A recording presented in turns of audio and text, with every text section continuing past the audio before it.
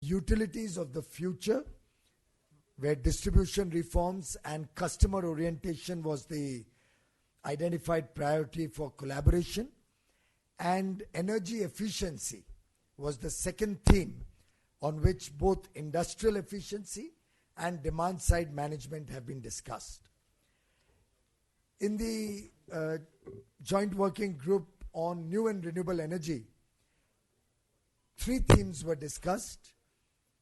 Discussions were centered around renewable energy planning and deployment along with the states, and within that, of course, several programs, government programs, the solar park program, integration into the transmission grid, the regulations around it were discussed. The second theme was around decentralized energy scale-up and sustainability. And the third theme was, and a very important pillar of this relationship, on financing for clean energy. We have already had a very successful masala bond raising by NTPC in London.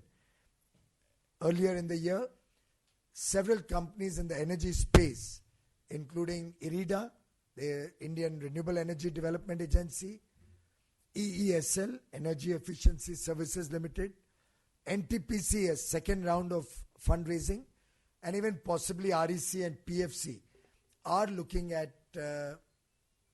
raising masala bonds. Some of them are also looking at green masala bonds being raised in UK, apart from our normal fundraising activities in London.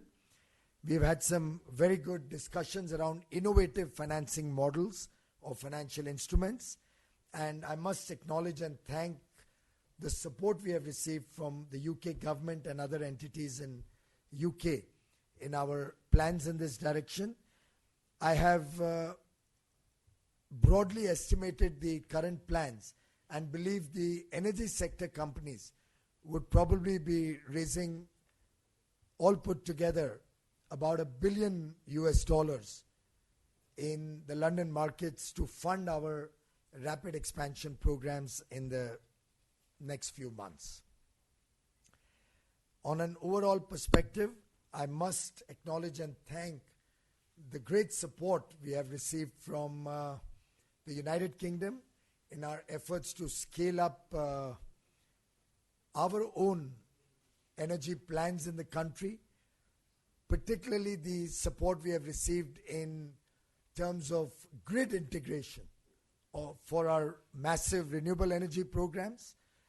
We are delighted at the support that Minister Clark has discussed with me in terms of an assessment of the various programs that we are carrying out in India, and to help us assess the scalability and the technological upgradation of the various initiatives that we are doing in India.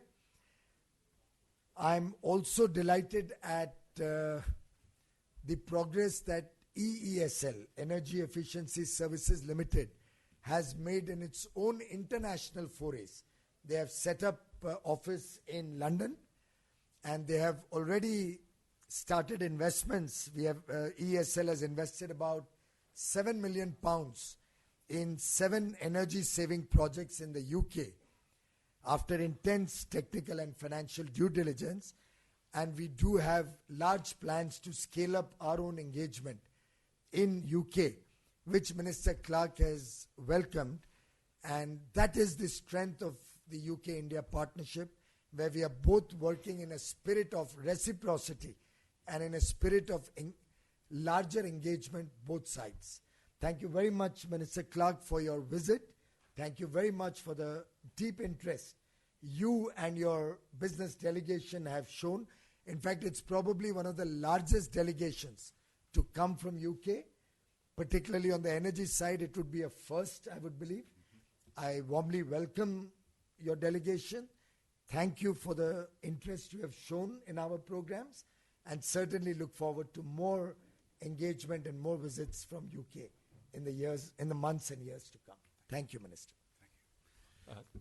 Honorable Minister, please. Thank you. Well, Minister, can I thank you and your colleagues in the Government of India for hosting what has been a tremendous success in this dialogue that we have had. As was said, this is the fruit of a discussion and an agreement that our Prime Ministers had that was then followed up by a meeting that the Minister and I had in August of last year when we targeted this particular meeting, this dialogue, and it has been a great success. As the Minister says, we have had round tables that have been attended by companies from the UK and from India and our officials, as well as ministerial colleagues. And the way in which the discussions have taken place have been, I think, a model of reciprocal understanding and joint working, and accompanied by a certain excitement. We hugely admire the progress that is being made in the energy sector in India. It is for certain that as the economy continues to grow, the energy sector needs to keep pace with that, and the opportunities for all of us to help the sector grow, but ultimately to help business and residential consumers is immense. So of the areas that we talked about particular sources of generation, from oil and gas to renewables, areas in which we have considerable experience in the UK.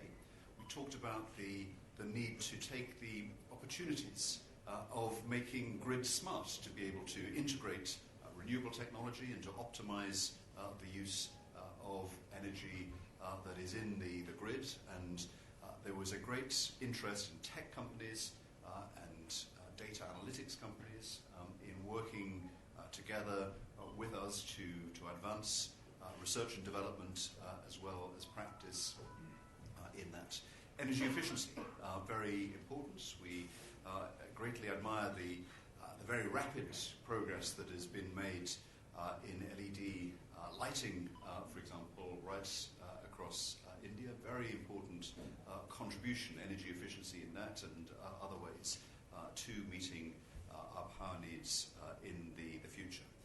Important in all of these things, given the scale of investment required, is financing that expansion, financing that investment, and a large part of our discussions how we can make full use of the experience, both in terms of the technical experience, but also the deep pools of capital that are available for green finance that we have developed in the City of London in particular, and through the Minister's ambition for more use of Masala bonds for green energy, green technology. There is real momentum behind that program now. Of course, the energy sector operates in a regulatory context, and in the UK, over the years, we've developed institutions and markets that have driven innovation and efficiency. So, as the Minister says, we have committed to work together to make them available, and that since energy markets continue to change, that we can learn from the experience here in India as we keep constantly updated our arrangements. So it's been a tremendous program, very enthusiastically supported by our business and university colleagues who have travelled with us. I'm very grateful to the Minister and to his ministerial colleagues and to the government for hosting the first of what we know will be a continuing successful partnership that we have committed to as a result of our discussions today.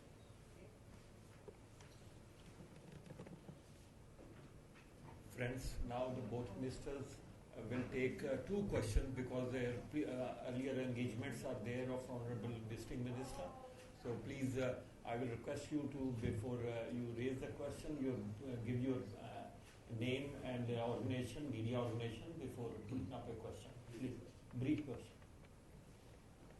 Please. So Sundaresan from Please.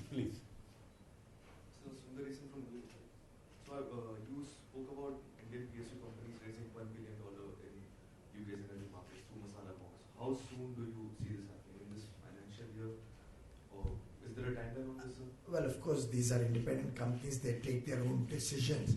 But from it, what indications came during the course of discussions, my own sense is yes, within this financial. Shilpa.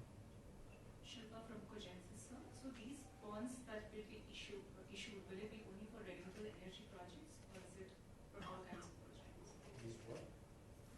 So bonds, As I said, if they are just masala bonds, they can be used both for renewable energy or for anything else. But the green masala bonds obviously can only be used for renewable so energy. this $1 billion will be a mix of both. Mix could be anything. I mean, that's being still worked out by the companies. And this is an estimate from what I could total up when people said what their plans are. HDFC, NTPC, some of the companies which have already been in the market have found it very attractive. You must bear in mind when a new product comes, when an innovative financial product comes, there's a learning curve and there's a yield curve which moves with the learning curve. So when the first bond is given out, it's always, it may cause, there's a lot of uncertainty, unsurety, we don't know how it works. And during my visit to London, when I actually visited the London Stock Exchange also, this point came up that initially we were also worried, is the cost too high, is it viable? That unless you do 4 or 5, 6 offerings, you really can't determine the right market price. They are also getting a feel, we are a new country for that market. We are also learning the ropes. So, and as you know, this government doesn't hesitate to take bold decisions. We believe that unless you wet your feet in the water, you're not going to really learn to swim.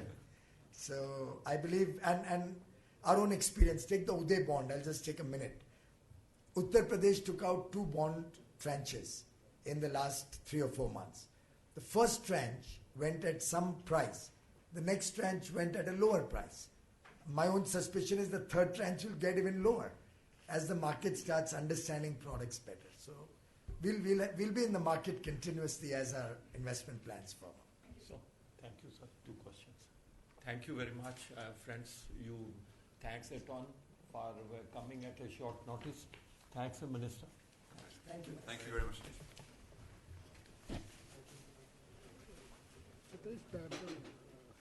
Leave that.